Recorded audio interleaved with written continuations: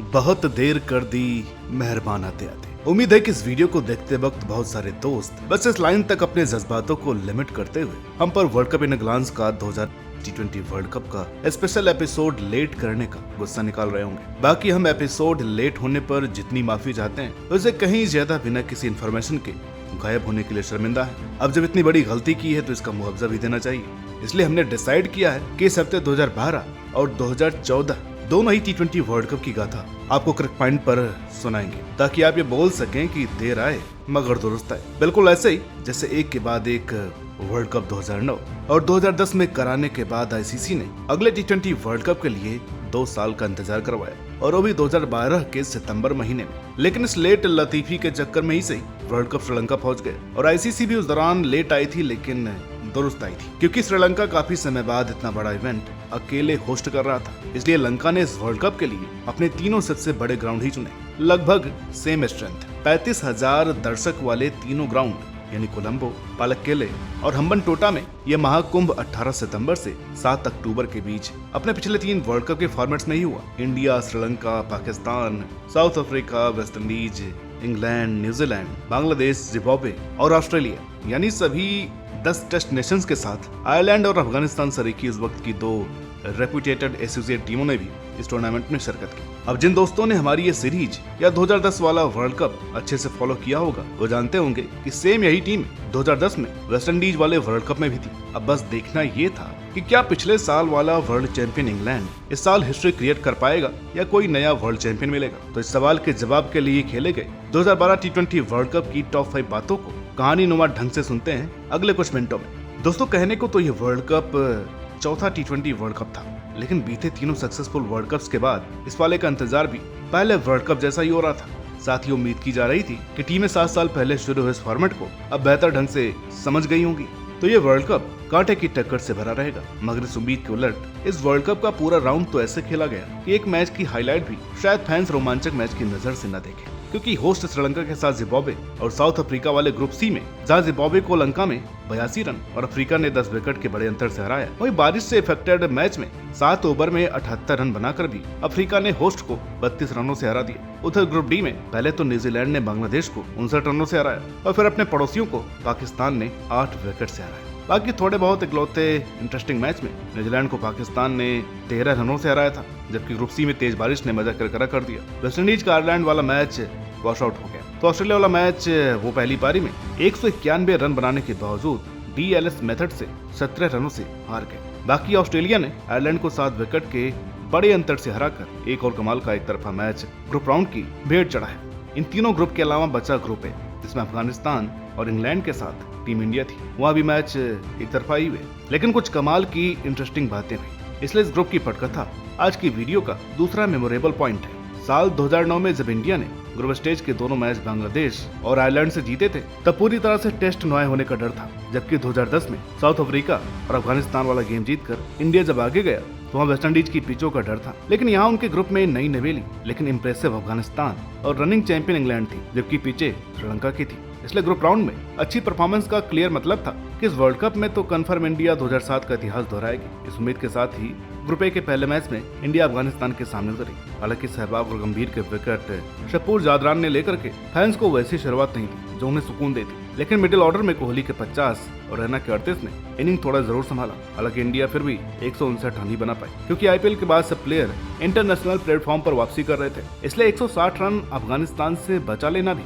कोई आसान काम हरगिज नहीं होने वाला था। मगर कमबैक कर रहे बालाजी के 3 और इरफान के 1 विकेट के पीछे पीछे युवराज के 3 और अश्विन के 2 विकेट्स ने मैच वहीं बिठा दिया और अफगानी गैंग 136 पर सिमट गई। इस तरह इंडिया जैसे तैसे 23 रनों से मैच जीत पाई, जिसके बाद इंडिया का अगला मैच इंग्लैंड से था। वो इंग्लैंड जिसने अफगानिस्तान को 116 रन के और रिकॉर्ड अंतर से हराया था। क्योंकि हम अफगानिस्तान के सामने जूझ करके आए थे, इसलिए इंग्लैंड से हार का खतरा मंडरा रहा था। मगर पहले तो गंभीर ने 45, विराट ने 40 और रोहित ने 55 बना करके 170 से दिखा बड़ा स्कोर बनाया। फिर इंटरनेशनल क्रिकेट में वापसी कर रहे भज्जी ने 4 विकेट लेकर के इंग्लैंड की कमर तोड़ दी। उन्होंने अपने 4 ओवर के स्पेल में न सिर्फ विकेटों की झड़ी लगाई, बल्कि सिर्फ 12 रन देकर 2 मेडन ओवर भी डाले। उधर से इरफान के 2 किफायती विकेट ने इंग्लैंड के हालात और खराब कर दिए। इस तरह इंग्लिश टीम सिर्फ 80 रन पर सिमट गई और इंडिया ने T20 क्रिकेट में 90 रनों की बड़ी जीत हासिल की। ये मैच था जिसके बाद सुपर 8 में इंडिया से हर बार से ज्यादा तगड़े खेल की उम्मीद थी। अब वो खेल हुआ या नहीं,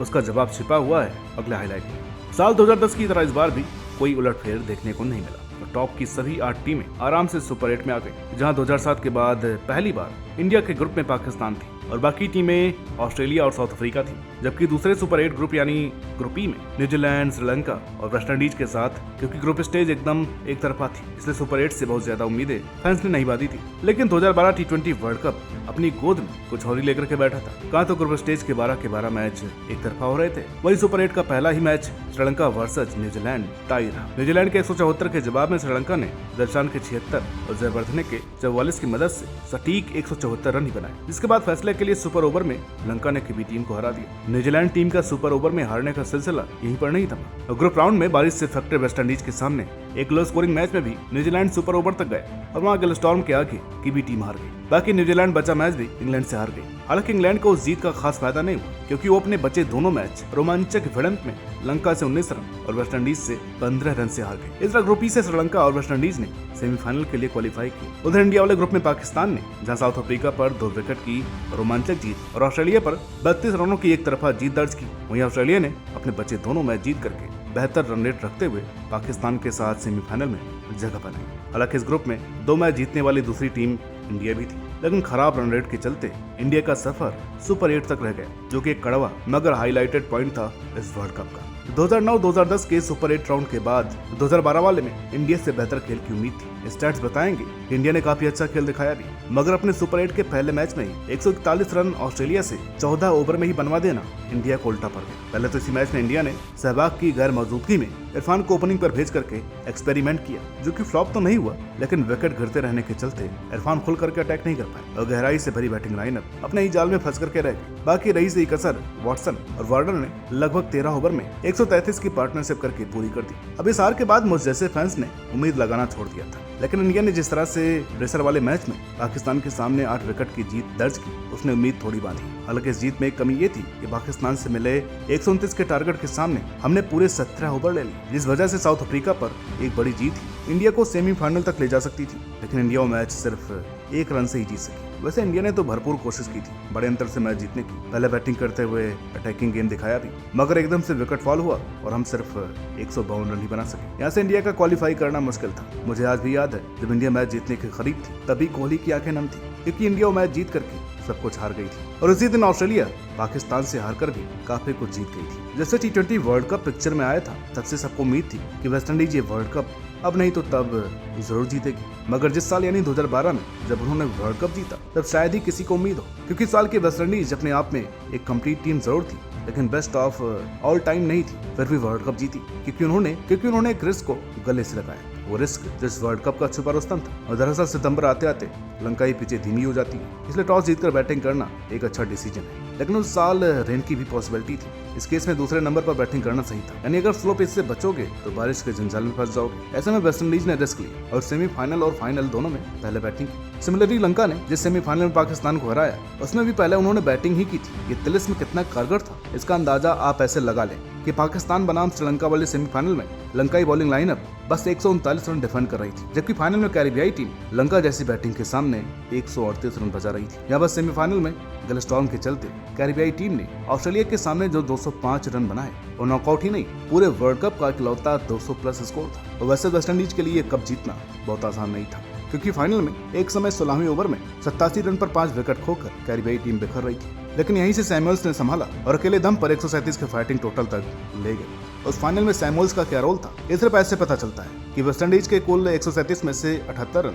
अकेले सैमुअल के थे। बाकी असली मुसीबत तो सैमुअल ने बॉलिंग में खड़ी की। जी हाँ, सैमुअल का बैटिंग में लंकाई टीम को धो करके मन नहीं भरा था। एक तरफ से जहां नारायण ने सिर्फ 9 रन देकर के 3 विकेट लिए, तो दूसरी तरफ सैमुअल्स ने 1 विकेट के बदले सिर्फ 15 रन दिए। उन्होंने नारायण के साथ मिलकर स्पिन का ऐसा शिकंजा कसा कि एशियाई पिचों की बेस्ट टीम लंका भी उस रोज बिखर गई और वेस्टइंडीज सबको चौंकाते हुए चैंपियन बन गई। तो ये थी कहानी 2012 T20 वर्ल्ड कप की। इसी सप्ताह इस सीरीज का अगला एपिसोड भी हम लेकर के आने वाले हैं। तो उम्मीद करते हैं कि ये वीडियो आपको पसंद आई होगी। तो वीडियो अच्छी लगी हो तो प्लीज लाइक करें, शेयर करें, चैनल पर नए हैं तो सब्सक्राइब करें। मिलते हैं आपसे अगली वीडियो में, तब तक के लिए नमस्कार।